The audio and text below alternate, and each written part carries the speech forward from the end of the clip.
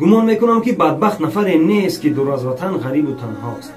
بدبخت شخصی نیست که فقیر و بینواست. بدبخت آن نیست که بیمار و بیدواست. بدبخت انسانی نیست که سالها در زندان هاست. بدبخت فردی نیست که از همسرش جداست. بدبخت آن نیست که به فکر ازدواج سال هاست، چون که همه این کارها با خواست خداوندی روز تمام یا عملی خواهد شد.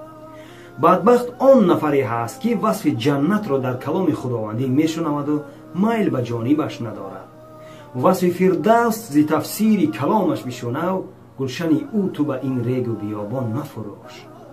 آن پایهایی که تو را به کار خیر و به نماز نمیبرند، پس گمان نداشته باش که تو را به جنت برند.